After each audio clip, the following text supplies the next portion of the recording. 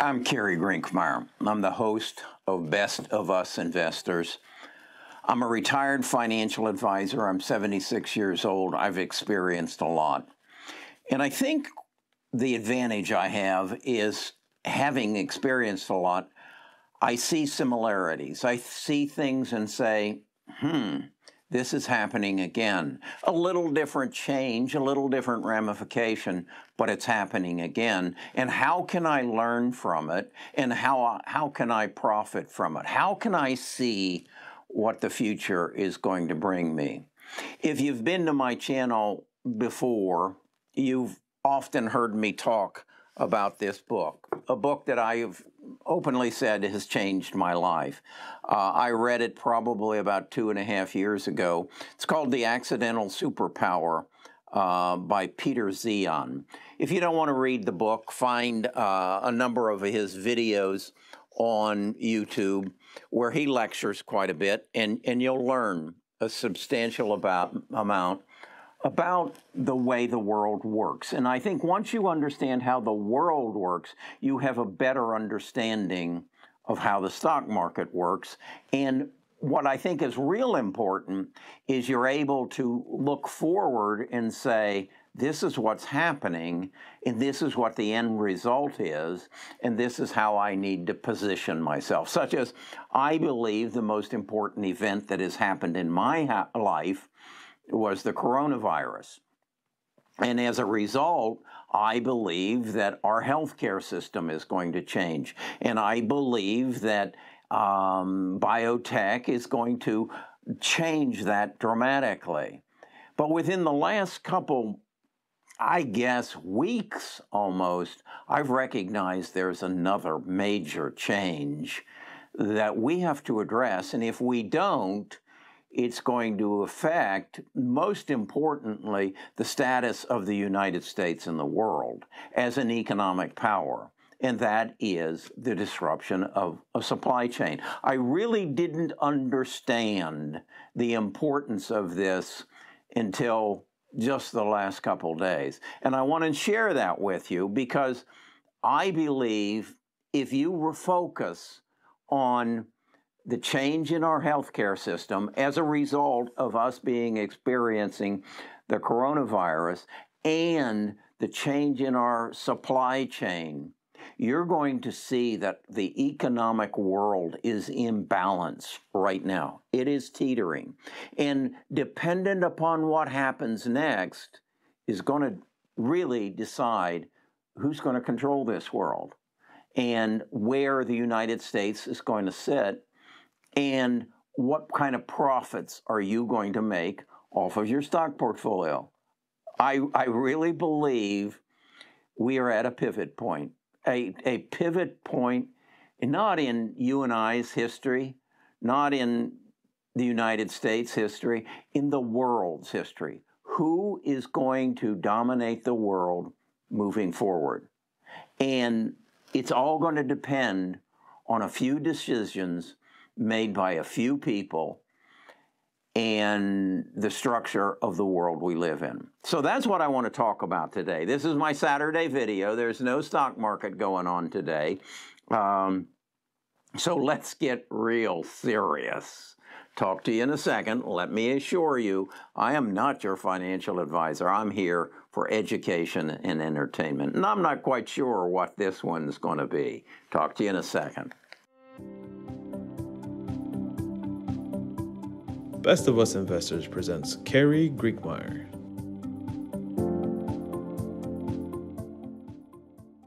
If you've been to my channel before, probably you've noticed in the last 3 days, I've been focusing a lot on China. I've been focusing on the Evergrande situation, the breakdown of the Chinese economy, which depends 25 to 30% on real estate, and how their real estate market is collapsing because of the enormous debt that they have allowed their real estate developers to get into, and how it is literally, and I saw a video of a lady crying and saying, I have nothing now. And it just threw me back to the 2008 subprime crisis in the United States, and that these people have invested their life savings in real estate that is now being discounted anywhere from 25 to 50%. And the dilemma that China is in to make this right and what the ramifications are. And as I did in a video yesterday, I indicated that those investors outside the bounds of China are probably going to be left standing holding an empty bag. And they'll sue in the Grand Caymans, and they'll learn how China has structured their companies such that you're, again, holding an empty bag. So that really struck me. And then yesterday I talked about the blackout and how the blackout is going to make a very cold Christmas for us, and the blackout is all about their use of coal and the price of coal, and how the shutdown of the blackout is going to break the supply chain, and a lot of kids won't get Christmas gifts.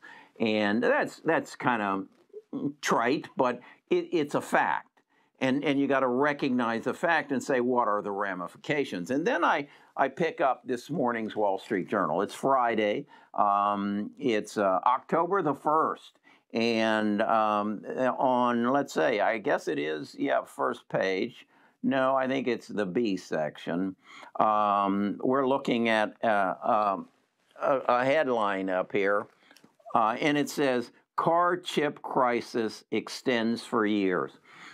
Now, I had heard about and I'd read about the car chip crisis in a few other small articles, but this really brought it into focus. And I dug deeper and I've read more. And what I've come to recognize is the average car today has multiple chips, and those chips just keep getting better and better and better, and they run everything from our brakes to our airbags to our lumbar control in our seats and the trunk release. And I mean, it's just mind-boggling, all the chips. And then these chips are just getting better and better, and they're communicating and creating data, which are making our cars more and more efficient. And these chips, guess what? They're not made in the United States.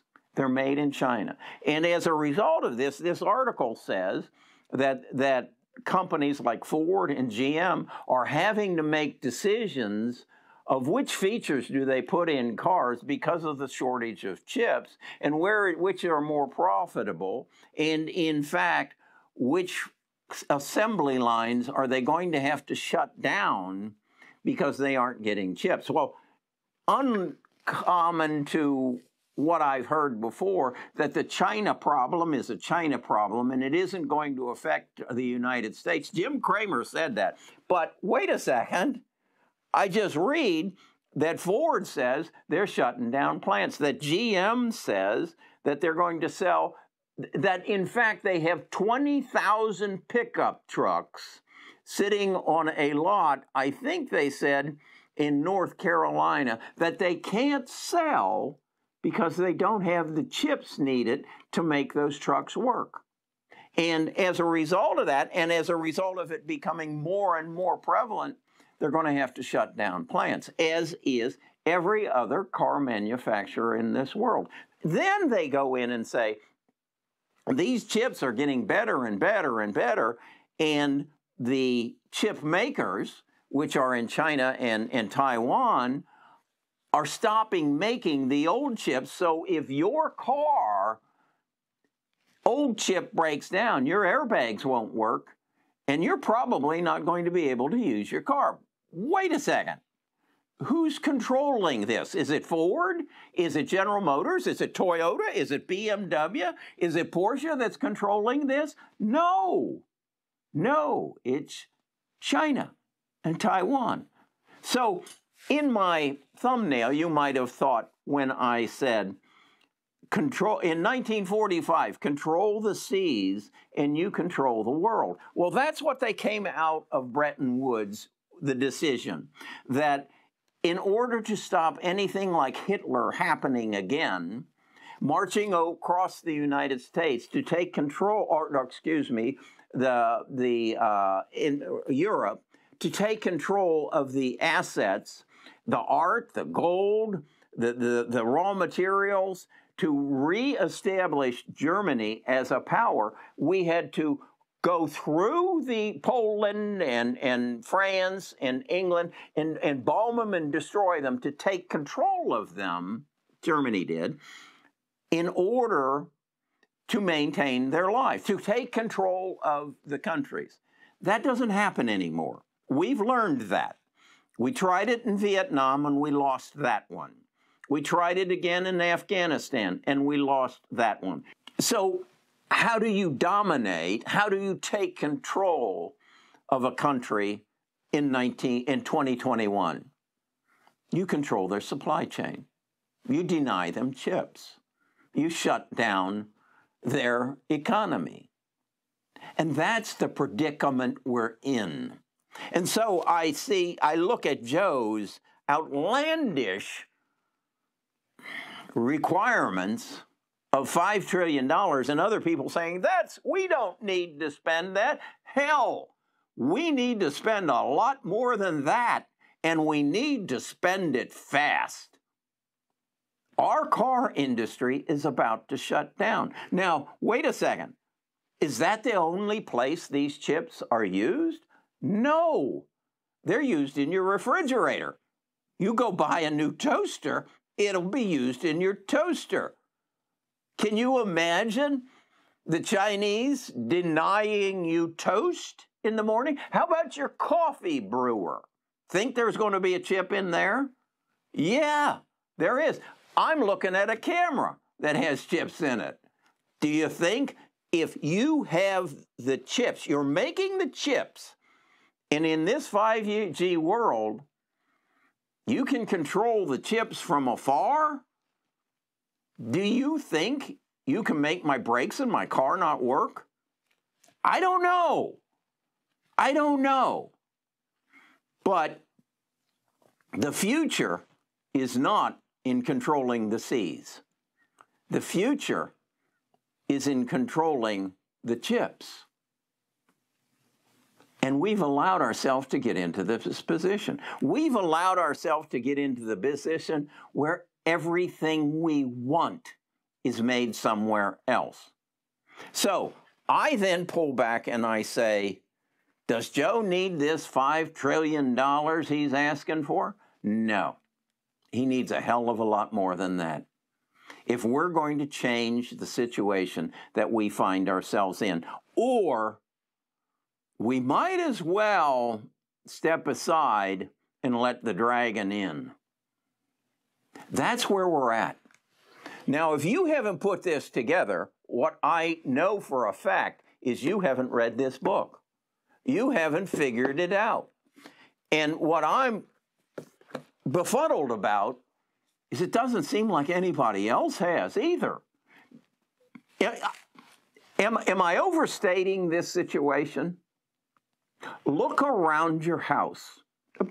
Just don't even go to your car and research and find out that there is about, as last I remember, my BMW has somewhere between, I think it's 150 and 200 chips in it.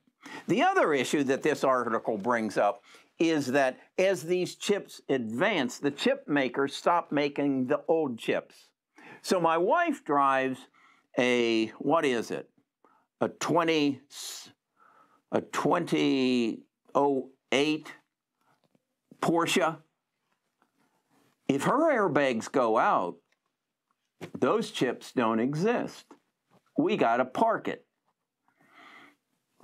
because they aren't making those anymore. Well, call up your local Porsche dealer and tell them to make them. They don't make them in Germany. I'd be willing to bet on it. They don't make them in Germany.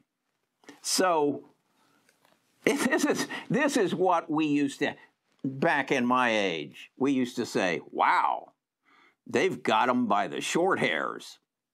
If you don't know what I'm talking about, Google it.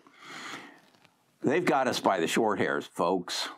And he who controls the chips, he who controls the supply chain, controls the economic world that we're going to live in from this day forward. So, what do you do as an investor? This sucker's coming down. I'm glad I'm in 25% cash. I'm glad that I've maintained my holdings in biotech because biotech is an essential. It's not your car, it's not your refrigerator, your toaster, your furnace, it's your life. So I will hold and I'm taking a beating in my biotech stocks right now because there's a rampant fear going through the market right now, and nobody's really speaking up exactly to what that fear is all about. But I think there's some people who are saying, well, interest rates are going up. That's the least of your problems. And then there's the Fed might cut back on and scale back, trim back, and not buying as many treasuries and mortgage-backed securities. And then there's this real estate crisis in China. Folks, that's not the real problem. No one's talking about it. It's the supply chain. Joe did hold up this 33 record-looking thing and saying, this is infrastructure. You're right on there, Joe.